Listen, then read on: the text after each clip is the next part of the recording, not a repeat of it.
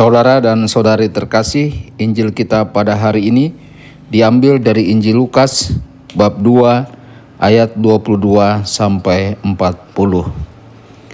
Ketika genap waktu pentahiran menurut hukum Taurat Musa, Maria dan Yusuf membawa anak Yesus ke Yerusalem untuk menyerahkannya kepada Tuhan, seperti ada tertulis dalam hukum Tuhan. Semua anak laki-laki sulung harus dikuduskan bagi Allah. Juga mereka datang untuk mempersembahkan kurban menurut apa yang difirmankan dalam hukum Tuhan, yaitu sepasang burung tekukur atau 2 ekor anak burung merpati. Waktu itu adalah di Yerusalem seorang bernama Simeon. Ia seorang yang benar dan saleh hidupnya, yang menantikan penghiburan bagi Israel.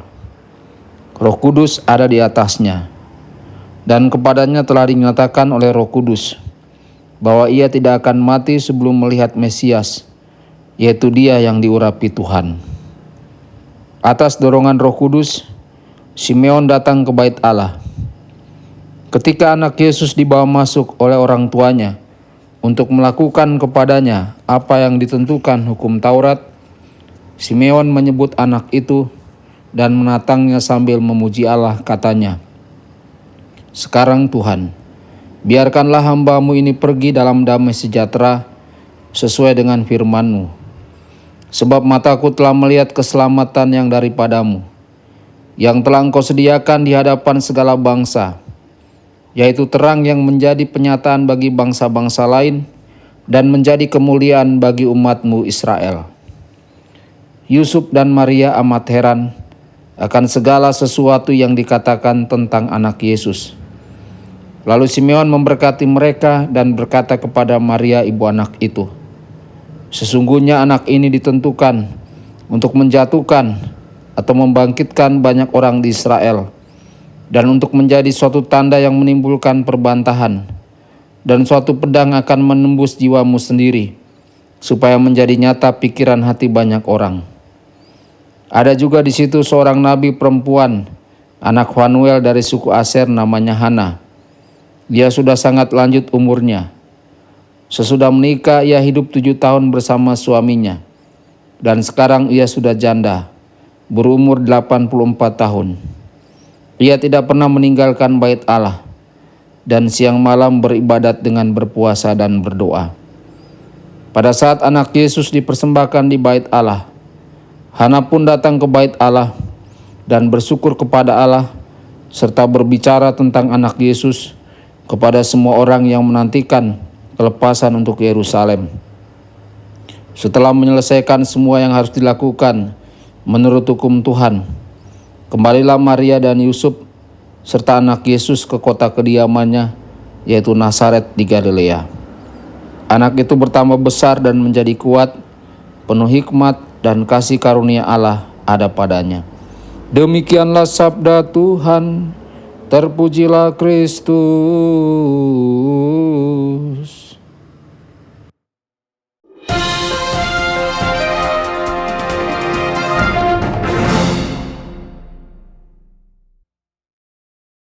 Saudara dan saudari terkasih dimanapun Anda berada, jumpa lagi dengan saya Romo Tedens dalam saluran Warta Kabar Sukacita. Semoga Anda semua dimanapun berada senantiasa dalam keadaan sehat dan bahagia. Hari ini Maria dan Yusuf pergi ke Yerusalem untuk mempersembahkan Yesus di bait Allah. Merupakan kebiasaan dan hukum pada waktu itu bahwa dalam waktu 40 hari setelah kelahiran anak laki-laki sulung, orang tuanya harus membawa anaknya ke bait suci di Yerusalem dan mempersembahkannya kepada Tuhan. Maria dan Yusuf berangkat ke Yerusalem untuk mentaati dan melaksanakan hukum yang berlaku pada waktu itu. Itu adalah perjalanan panjang bagi mereka. Namun mereka ingin putra mereka yang baru lahir menerima ritus penyucian suci ini. Saudara-saudari, seorang pria bernama Simeon berada di bait suci pada hari kedatangan Maria, Yusuf, dan Yesus. Selama bertahun-tahun Simeon menghabiskan sebagian besar waktunya di bait Allah menunggu penghiburan Israel. Ketika Simeon melihat Maria, Yusuf, dan bayi itu, dia mengenali Yesus sebagai Dia yang ditunggu-tunggu. Simeon segera mendatangi mereka dan membawa bayi Yesus itu ke dalam pelukannya. Simeon dengan lantang memuji Tuhan dan bersyukur bahwa dirinya diberkati untuk melihat dan memegang Kristus Tuhan di tangannya sebelum dia meninggal. Simeon juga menubuatkan bahwa bayi mungil ini akan menjadi hebat. Pada hari itu Hana sang nabiah juga berada di bait suci. Ketika Hana melihat Maria, Yusuf dan Yesus, dia juga mendatangi mereka dan bernubuat bahwa bayi mungil ini akan membawa penebusan ke Yerusalem. Saudara-saudari, saya bertanya-tanya bagaimana respon orang-orang di bait suci itu terhadap nubuat Simeon dan Hana ini. Apakah mereka percaya akan apa yang dikatakan Hana dan Simeon, atau mereka justru ragu dan tidak percaya? Bayangkanlah diri kita dalam adegan ini. Bagaimana kita akan bereaksi terhadap kejadian ini? Apakah kita akan menjadi orang percaya atau apakah kita akan menjadi ragu-ragu? Di berbagai waktu dalam sejarah hidup kita semua telah mendengar nubuat tentang kejadian yang akan terjadi dalam waktu dekat. Biasanya hal itu tidak terjadi. Namun waktunya akan tiba ketika nubuat itu akan digenapi. Saudara-saudari, bagaimana hidup akan berbeda bagi kita jika kita hidup setiap hari seolah-olah itu adalah hari terakhir kita? Bagaimana kita menghabiskan harian kita? Dengan siapa kita akan menghabiskan waktu jika hari ini adalah hari terakhir kita? Apakah kita akan ke gereja atau menghabiskan waktu bersama Tuhan dengan cara lain? Hari ini bisa menjadi hari terakhir kita. Semoga kita menjalani hari ini sepenuhnya dengan ucapan syukur dan terima kasih kepada Tuhan. Tuhan Yesus memberkati dan menyertai Anda semua. Sabda Allah adalah kebenaran. Sabda Allah adalah kehidupan.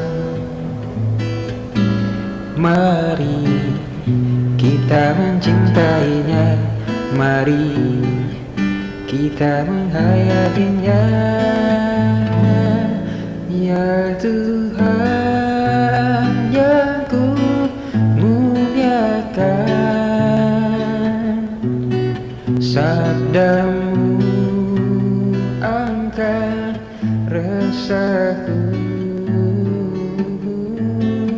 Mari kita menghayatinya di dalam